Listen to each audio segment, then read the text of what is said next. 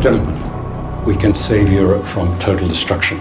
You could serve Germany or the Fuhrer, not both. It's just that. Hitler's Germany has seen its last sunrise.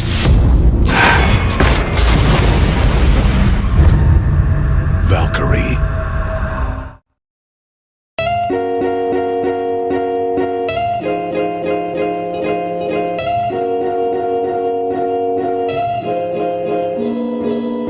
Halo orang-orang sukses yang hobinya rebahan sambil nontonin alur cerita film. Terima kasih karena sudah klik video ini.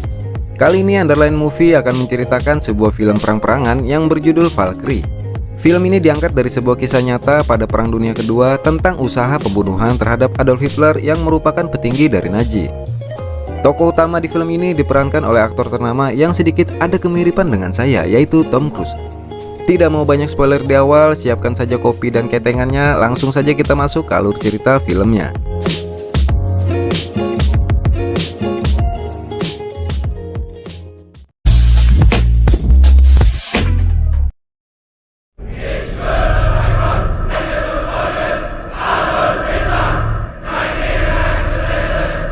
Di awal film, kita akan diperlihatkan sumpah para prajurit Hitler di mana para prajurit Nazi diharuskan taat kepada Hitler.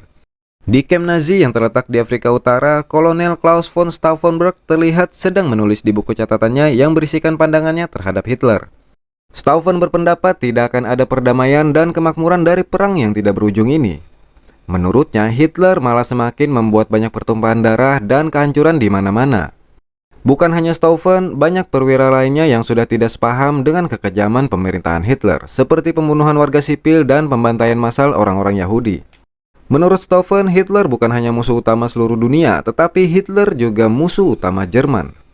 Maka dari itu, Stauffen berencana melakukan perubahan untuk menyelamatkan nyawa manusia dari kekejaman Hitler. Di suatu pagi, pasukan Nazi diserang oleh tentara sekutu, dan banyak sekali dari pasukan Nazi yang terkena serangan itu termasuk Stauffen.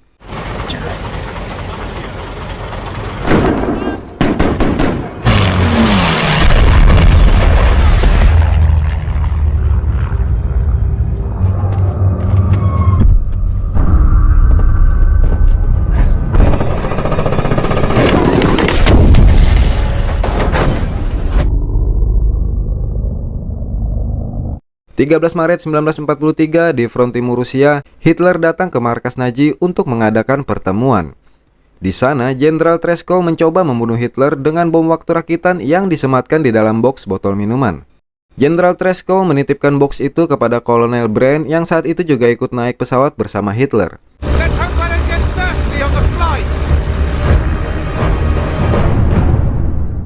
Setelah kepergian Hitler berjam-jam, Treskow harap-harap cemas mendengar kabar kematian dari Hitler. Namun sayangnya bom itu tidak meledak dan Hitler pun mendarat dengan selamat. Karena takut percobaan pembunuhan itu diketahui, Treskow pergi ke Jerman untuk mengambil kembali box itu.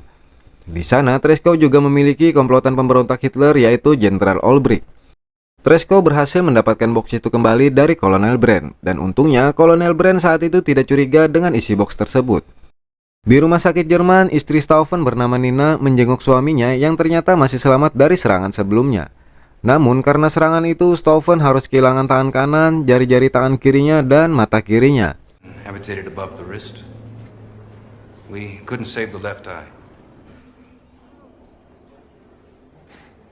Setelah pulih, Olbricht mendatangi Stauffen dan mengatakan jika komplotan pemberontak Hitler akan mengadakan pertemuan untuk mengatur strategi baru pembunuhan Hitler.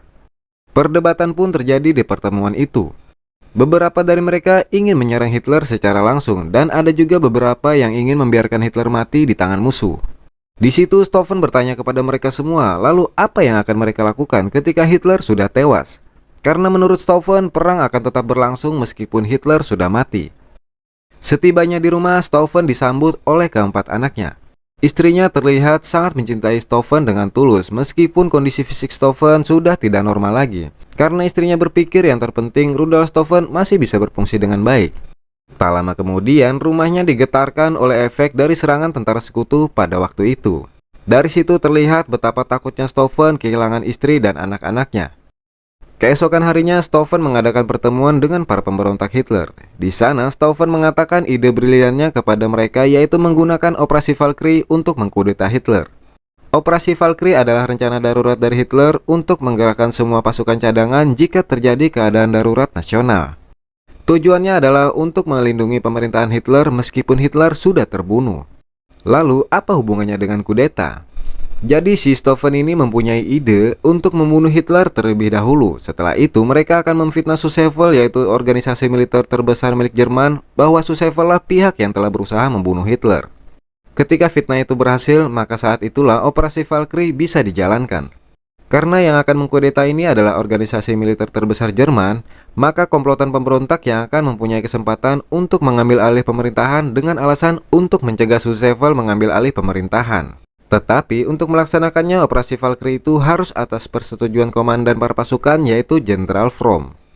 Olbricht dan Stauffen ditugaskan memancing dan membujuk Jenderal Fromm untuk ikut memberontak. Namun sayang, Fromm ini orang yang sangat setia kepada Hitler.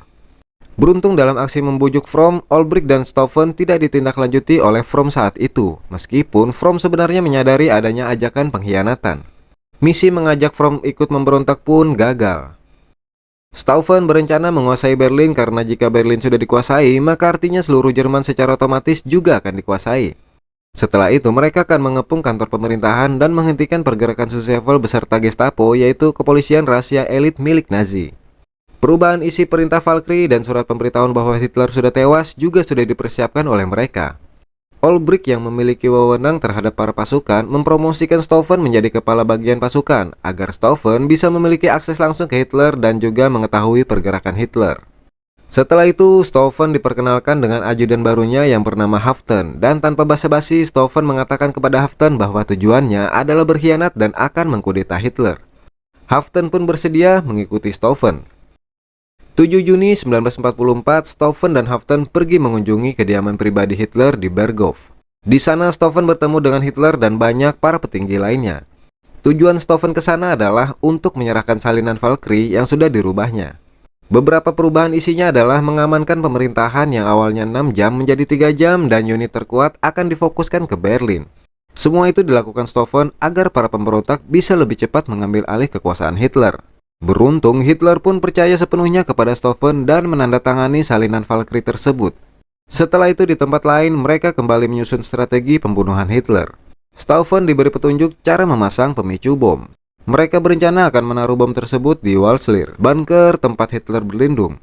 Karena kondisi bunker yang tertutup, maka ledakan akan jauh lebih besar dan bisa dipastikan semua orang di dalamnya akan tewas. Namun, jika keajaiban terjadi dan Hitler masih hidup, mereka akan tetap melaksanakan operasi Valkyrie tepat ketika bom sudah diledakkan. Stauffen juga memiliki komplotan pemberontak di Walslir, yaitu Jenderal Velgibel, yang akan bertugas memutus semua jaringan komunikasi di sana. Ketika orang-orang Hitler kebingungan saat ledakan terjadi, mereka mempunyai momentum untuk mengambil alih pemerintahan. Olbricht kembali mengingatkan Stauffen untuk memastikan Himmler juga ada di ruangan yang sama dengan Hitler. Karena Himmler adalah orang yang mengendalikan Schutzstaffel dan juga Gestapo.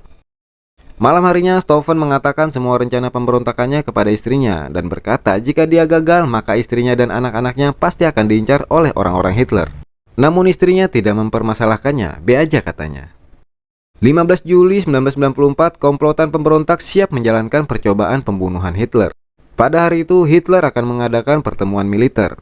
Ludwig kembali menjelaskan susunan rencana pembunuhan Hitler agar mereka semua benar-benar paham.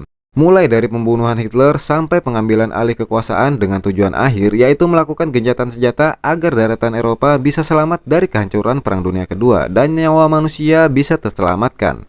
Dan rencana kudeta pun dimulai. Olbricht mengirimkan perintah untuk mempersiapkan seluruh pasukan cadangan tanpa memberitahu alasannya. Dalam perjalanan, Stauffen teringat anak dan istrinya yang sudah dimintanya pergi jauh ke Bamberg untuk menyelamatkan diri. Stauffen pun mendarat dan langsung menuju ke Walslir. Stauffen akhirnya masuk Walslir dengan membawa tas yang berisikan bom. Di sana, Stauffen memasuki ruangan pertemuan para petinggi. Terlihat Jenderal Fromm juga ada di sana yang melihat Stauffen dengan tatapan curiga. Hitler pun akhirnya datang, tapi sayangnya Himmler tidak ada di sana. Karena hal itu, Stauffen keluar dari ruang pertemuan untuk menghubungi Olbricht dan mengatakan bahwa Himmler tidak ada di sana. Quirhem yang mengangkat telepon itu melanjutkan informasi tersebut ke Ludwig dan yang lainnya. Gordeler ingin misi dibatalkan, tetapi Stauffen ingin tetap melanjutkan misi tersebut. Tapi sayangnya saat Stauffen kembali, pertemuan telah selesai dan misi mereka pun gagal.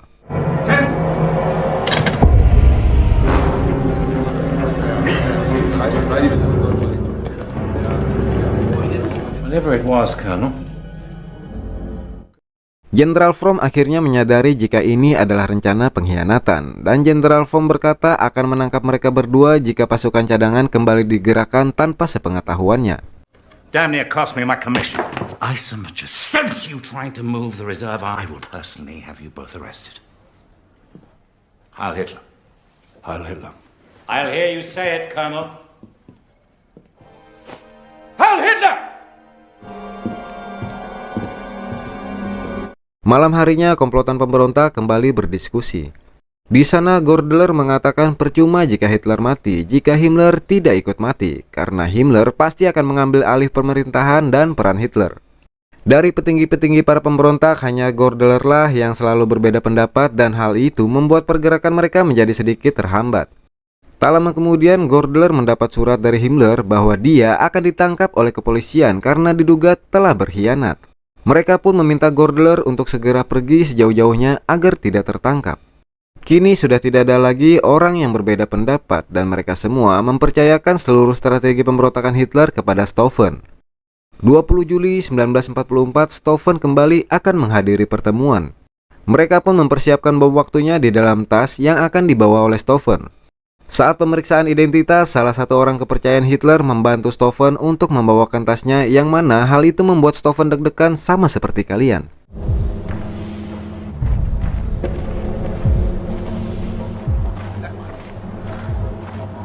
Briefing has been moved to the conference hut.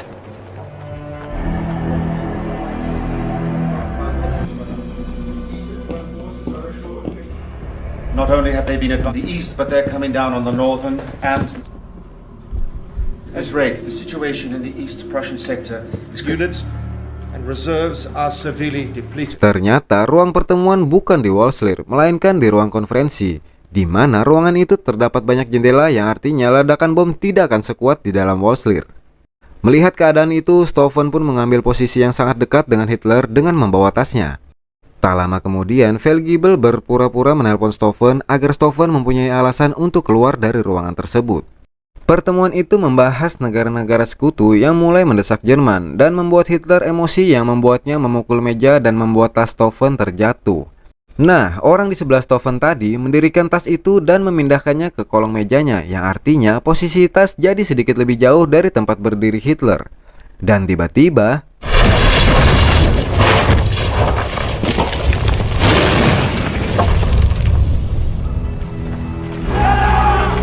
Dalam kericuhan ledakan itu, Stauffen meminta prajurit di sana untuk segera mengantarkannya pergi dengan alasan mendapatkan perintah penting dari Hitler. Tetapi di pos penjagaan, Stauffen ditahan keluar oleh Sersan Kolbe, meskipun Stauffen sudah beralasan mendapat perintah penting dari Hitler.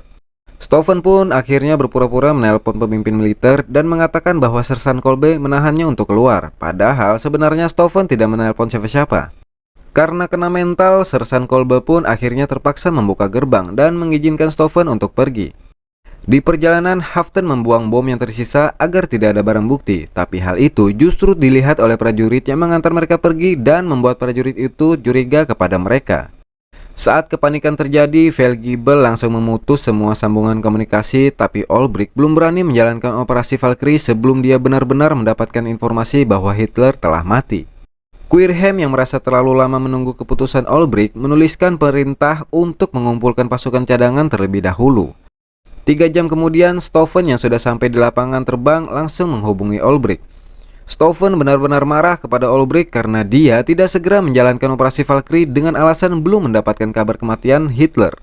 Stauffen bilang bahwa Olbricht sudah terlambat 3 jam dan nyawa mereka semua akan terancam jika operasi Valkyrie tidak segera dijalankan. Blok memang si Olbricht. What the hell have you been doing? We've had no confirmation that Hitler was... Damn it! Oh, the explosion myself! You listen to me. The second you hang up the phone, initiate Valkyrie in Fromm's name. Do you understand?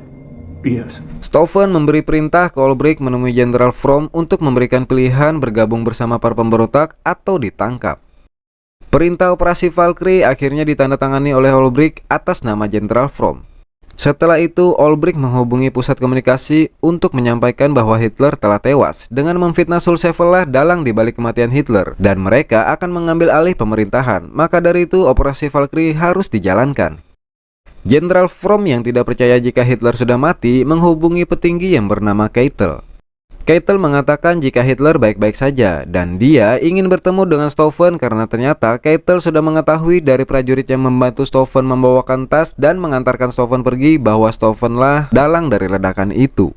Stauffen pun menemui Jenderal Fromm di ruangannya dan Fromm baru mengetahui jika operasi Valkyrie sudah dijalankan oleh Olbricht dengan mengatasnamakan dirinya. Stauffen kembali bertanya kepada Fromm apakah dia mau ikut memberontak atau tidak, tapi Fromm tetap menolak untuk bergabung dan akhirnya Fromm ditangkap oleh para pemberontak.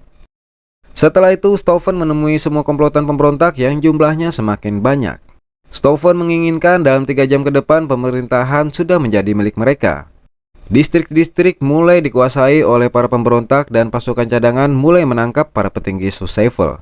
Banyak distrik yang mendapatkan informasi bahwa Hitler masih hidup, tapi Stauffen meyakinkan mereka bahwa itu adalah propaganda dari Sulzweiler agar bisa mengambil alih pemerintahan. Meskipun banyak distrik yang sudah dikuasai, Stauffen belum bisa menguasai Berlin sepenuhnya. Datang 2 perintah penangkapan ke pusat informasi, satu dari Walslir untuk menangkap Stauffen dan satunya lagi dari Stauffen untuk menangkap Goebbels. Goebbels ini dikenal sebagai salah satu orator ulung dan ahli propaganda terbaik dari Nazi. Maka dari itu, Stauffen berencana mengkambing hitamkannya. Pusat komunikasi akhirnya mengirimkan kedua perintah tersebut ke komandan pasukan cadangan bernama Riemer. Riemer meyakini jika ini adalah perebutan kekuasaan, tetapi dia tidak bisa berbuat apa-apa dan hanya bisa menjalankan perintah yang telah diberikan. Saat pasukan cadangan akan menangkap Goebbels, terlihat Goebbels sedang menghubungi seseorang. Ketika Riemer memasuki ruangan untuk menangkap Goebbels, Goebbels ingin Riemer menerima telepon tersebut dan ternyata itu adalah suara Hitler. Hello. Major Riemer here. Do you recognize my voice? I want these traitors taken alive. Yes, my Führer. Traitors taken alive. Yes, sir. Riemer diperintahkan Hitler untuk menangkap para pemberontak hidup-hidup.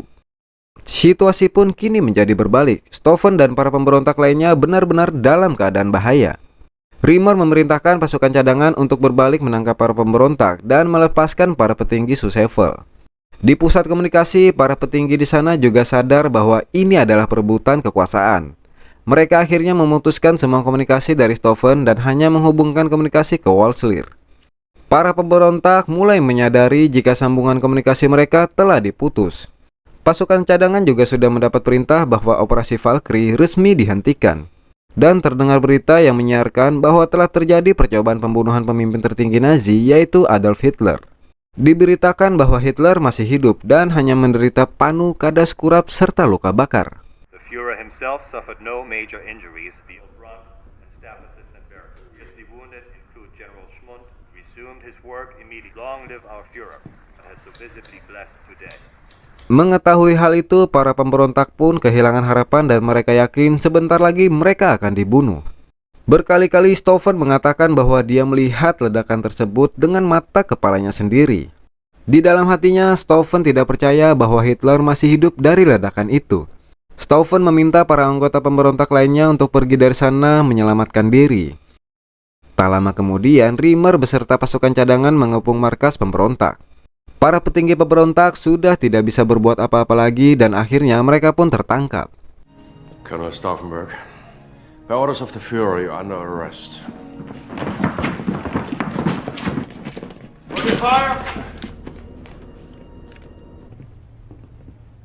I will hear them now. General Merz von Kernheim, General Olbricht, whose name I will not mention, are condemned to death. Jenderal Fromm tidak ingin mereka ditangkap hidup-hidup. Fromm akan menghukum mati mereka dan Ludwig lebih memilih untuk bunuh diri. Para pemberontak mengatakan cepat atau lambat Fromm juga akan ditangkap karena bagaimanapun juga namanya sudah ikut terlibat.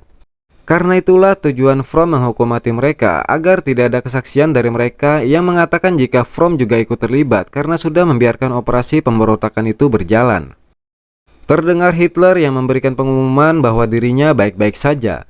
My fellow Germans, you can hear my voice and know that I am unhurt, except for a few bruises and burns, so that you may know the details of a crime whose officers have conspired to eliminate me. I see in this the hand of Providence. Setelah itu mereka ditembak mati secara bergiliran. Stand! Albrecht! Ready!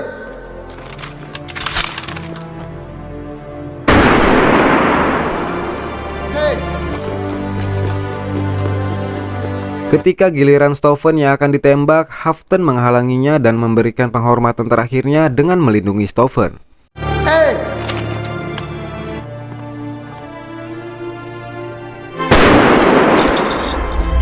Stand! Dan tibalah giliran Stauffen yang akan ditembak mati. Sebelum ditembak, Stauffen meneriakkan ucapan terakhirnya. Ready!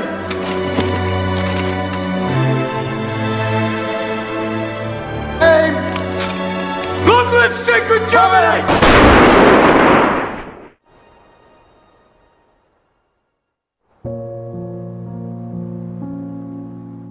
Tertulis dalam sejarah bahwa Jenderal Fromm ternyata juga dihukum mati pada bulan Maret 1945. Dan Nina, istri dari Stauffen, selamat dari peperangan dan akhirnya meninggal dunia pada bulan April tahun 2006. 9 bulan setelah plot 20 Juli, Berlin akhirnya terkepung oleh sekutu dan Hitler pun akhirnya bunuh diri. Diperlihatkan quotes dari peringatan perlawanan Jerman yang artinya mereka tidak perlu malu karena mereka telah mengorbankan nyawa demi kebebasan, keadilan, dan kehormatan. Plot 20 Juli adalah usaha terakhir dari 15 percobaan pemberontakan Jerman untuk membunuh Hitler. Tidak ada pesan moral yang bisa kita ambil dari film ini karena sebuah pengkhianatan itu adalah perbuatan yang salah. Tetapi pengkhianatan yang dilakukan oleh Stauffen ini bertujuan untuk menyelamatkan dunia dan negaranya. Jadi saya tidak tahu apakah ini sebuah kebenaran atau kesalahan. Intinya jangan melakukan kesalahan yang sama karena masih banyak kesalahan-kesalahan lain yang belum kita coba. Saya beserta jajaran Underline Movie yang bertugas mengucapkan terima kasih sudah menonton dan sampai jumpa di video berikutnya.